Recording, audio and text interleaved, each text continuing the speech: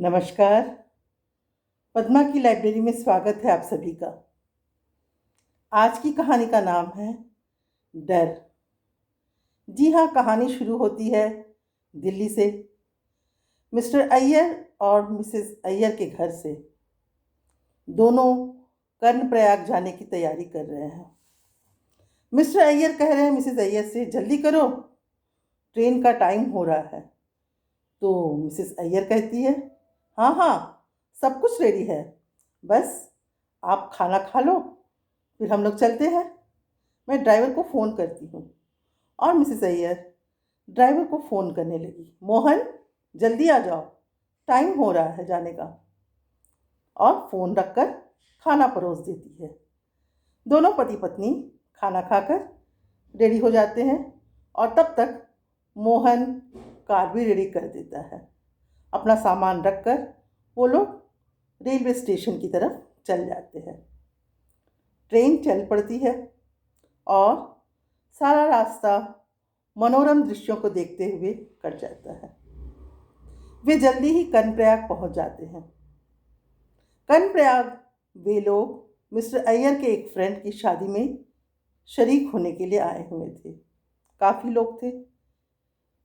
शानदार भव्य आयोजन था। सभी आपस में बातचीत कर रहे थे, खा पी रहे थे।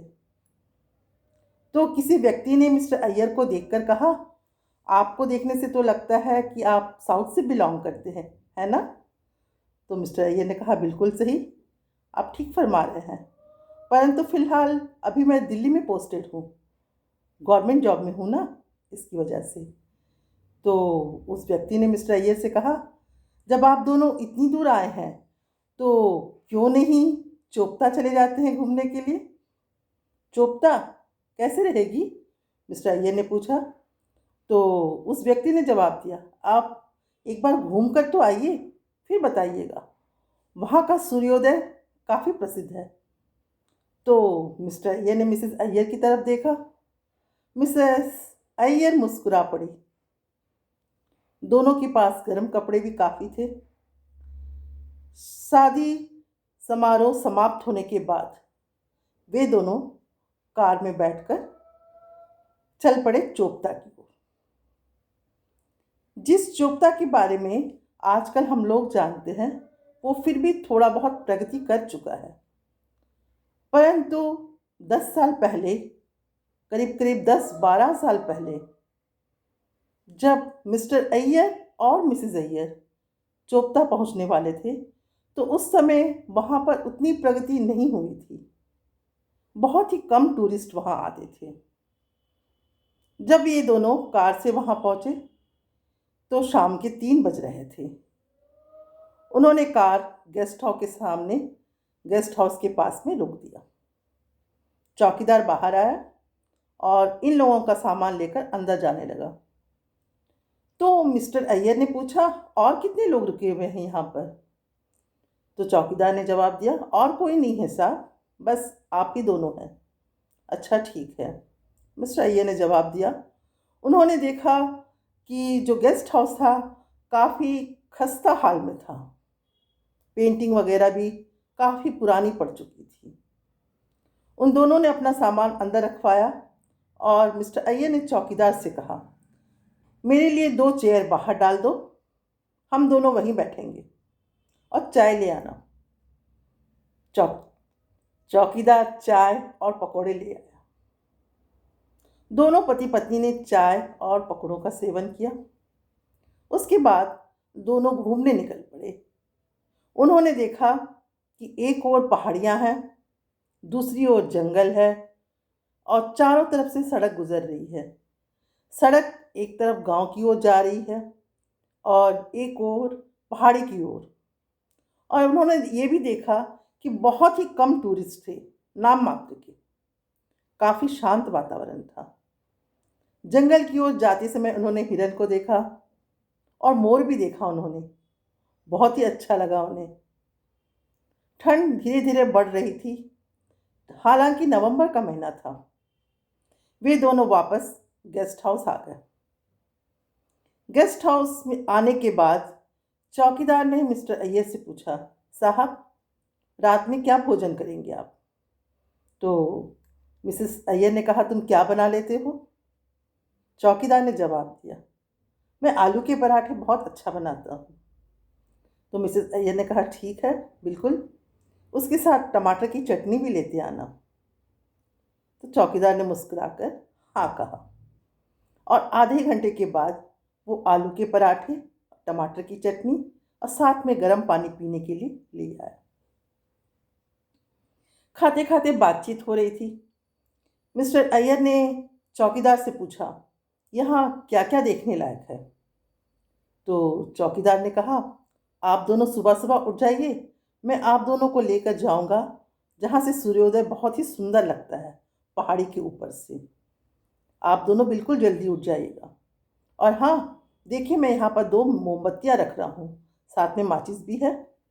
कभी कभी बिजली चली जाती है ना, तो उस समय जला लीजिएगा। तो मिस्टर अय्यर ने कहा, ठीक है। और फिर जाते जाते चौकीदार ने कहा, मैं सामने के कमरे में ही रहूँगा, अगर कुछ ज़रूरत हो तो मुझे बुला लीजिएगा। और चौकीदार चला गया वहाँ से। खाना खाने के बाद दोनों टीवी देखने लगे। उन दोनों ने सोचा कि थोड़ा सैर के लिए जाया जाए, परंतु ठंड काफ़ी बढ़ गई थी, तो उन्होंने ये आइडिया त्याग दिया और टीवी देखने लगे। टीवी देखते देखते अचानक बिजली चली गई। अब क्या करें? उन लोगों ने मोमबत्ती जला ली। ठंड अब बहुत ही बढ़ चुकी थी। तो मिस्टर अय्यर ने देखा वहाँ पर कुछ लकड़ियाँ पड़ी हुई है, माचिस की डिब्बियाँ तो थी ही। तो उन्होंने चाहा कि लकड़ियाँ को कुछ जला लिया जाए। जब उन्होंने जलाने की कोशिश की तो पूरा कमरा धुआं से भर गया, क्योंकि लकड़ियाँ गीली हुई थी। तो उन्होंने वो आइडिया भी त्याग दिया और लाइट आने का इंतज़ार करने लगे। परंतु 1 घंटा हो गया, लाइट नहीं आई। वे दोनों सो गए। करीब अचानक रात के 12 बजे दरवाजे पर बहुत जोरों से आवाज़ होने लगी, मानो कोई दरवाज़ा खटखटा रहा है। मिस्टर अय्यर दरवाजे की ओर बढ़े और दरवाज़ा खोलना चाहा उन्होंने, तो मिसेस अय्यर ने मना कर दिया कि खिड़की खोल लीजिए और देखिए कौन है। मिस्टर अय्यर ने खिड़की खोला, कोई नहीं था वहाँ। फिर वे वापस आ गए बेड पर। कुछ देर के बाद फिर से आवाज़ें आईं, इस बार छत से भी और दरवाजे की तरफ से भी। दोनों घबराने लगे, कौन है भाई इस समय? उन्होंने फ़ोन मिलाना चाहा मोबाइल से, परंतु देखा कि सिग्नल नहीं है। लैंडलाइन से चौकीदार को फ़ोन करना चाहा, तो देखा कि वो भी डेड पड़ा है। अब क्या किया जाए? मिस्टर अय्यर अंदर से ही चिल्लाने लगे, चौकीदार, चौकीदार, परंतु वहाँ से कोई उत्तर नहीं आया। दोनों बेड पर ही बैठकर इंतज़ार करने लगे कि कौन है, देखते हैं। अब आवाज़ों ने गंभीर रूप धारण कर लिया था। काफ़ी ज़ोर ज़ोर से आवाज़ें आने लगी। दोनों घबरा गए, साथ में डर भी गए थे। कौन हो सकता है भला? मिसेस अय्यर मन ही मन घबरा रही थी। वो सोचने लगी, कहीं कोई चोर तो नहीं है?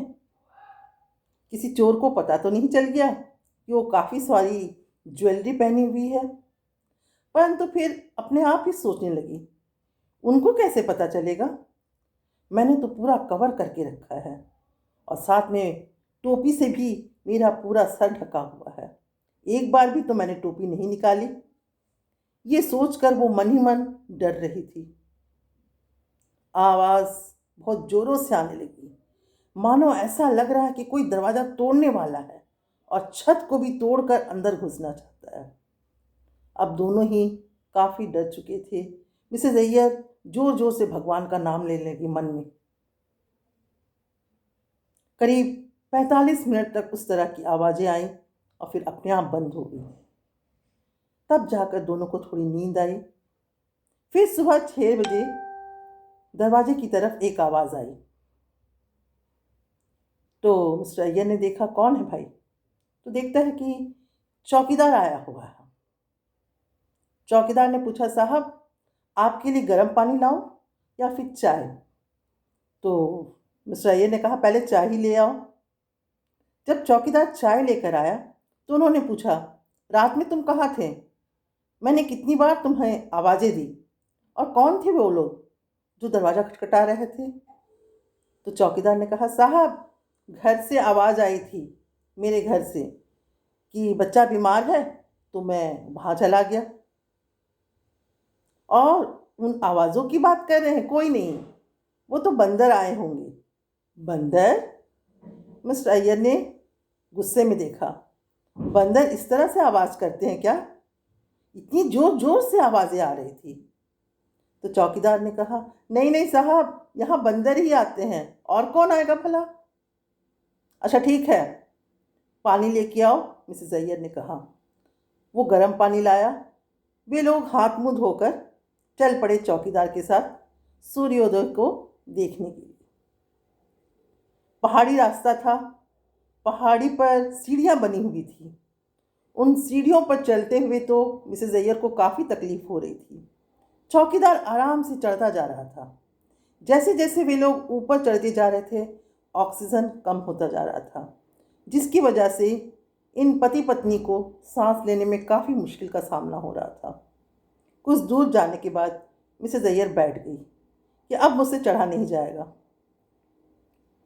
यहाँ से भी तो सूर्योदय दिखाई दे रहा है, बस है, काफ़ी है, और आगे जाना ठीक नहीं। तब उन दोनों ने वहीं पर 2-4 फोटोग्राफ्स लिए। हालांकि उन फोटोग्राफ्स को देखकर मिसेस अय्यर अब भी हंसती है, क्योंकि उन फोटोग्राफ्स में उनका चेहरा बिल्कुल नज़र नहीं आ रहा था।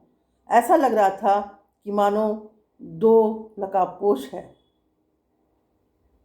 वहाँ से फ़ोटोज़ लेने के बाद वे सब नीचे उतरने लगे। रास्ते में छोटे मोटे रेस्टोरेंट थे। वहाँ उन्होंने देखा कि कुछ नेक्स्ट जो थे, उनके बगल में लॉजेस वगैरह जो बने हुए थे, वहाँ भी कुछ लोग थे। खाने पीने के दौरान बातचीत होने लगी। तो मिस्टर अय्यर ने उनसे कहा, पता नहीं कुछ लोग आए थे रात को, दरवाज़ा खटखटा रहे थे। मैं तो काफ़ी भयभीत हो गया था। तो उस लॉज के मालिक ने कहा, अरे साहब, यहाँ भालुओं का झुंड आता है जो तबाह करके चला जाता है। पास के बाग बगीचों में भी चला जाता है और उन्हें सब कुछ बर्बाद कर देते हैं। भालू? कितने भालू होंगे? मिसेस अय्यर ने पूछा। अरे काफ़ी होते हैं मैम, काफ़ी आते हैं, और उस समय तो बहुत ही डर लगता है। पति पत्नी ने एक दूसरे की तरफ देखा कि अगर रात में दरवाज़ा खुल जाता तो उनका अंजाम क्या होता। उन दोनों ने चौकीदार से पूछा, अब चलते हैं गेस्ट हाउस की तरफ। मिस्टर अय्यर ने चौकीदार से पूछा, और कहाँ घूमने लायक जगह है यहाँ पर? तो मिसेस अय्यर ने अपनी भाषा में मिस्टर अय्यर से कहा, रात का देखा हुआ और जो कुछ हमने सहा है, क्या वो बस नहीं है? अब ठीक है, हम लोग वापस अपने घर जाएंगे। और कुछ देर के बाद गाड़ी आ गई और वे लोग अपने घर की ओर निकल पड़े। मेरे कहने का तात्पर्य यह है कि जब कभी हम लोग घूमने जाएं तो उसके बारे में ज़रूरी जानकारी ज़रूर एकत्र कर लिया जाए। और हाँ, जिन लोगों को एडवेंचर पसंद है वे लोग जा सकते हैं अनजान जगहों पर, परंतु अपनी फैमिली के साथ जाते वक्त हमेशा सारी जानकारी होना बहुत अच्छी बात है। फिर मिलते हैं मेरी अगली कहानी में, और बहुत जल्द ही।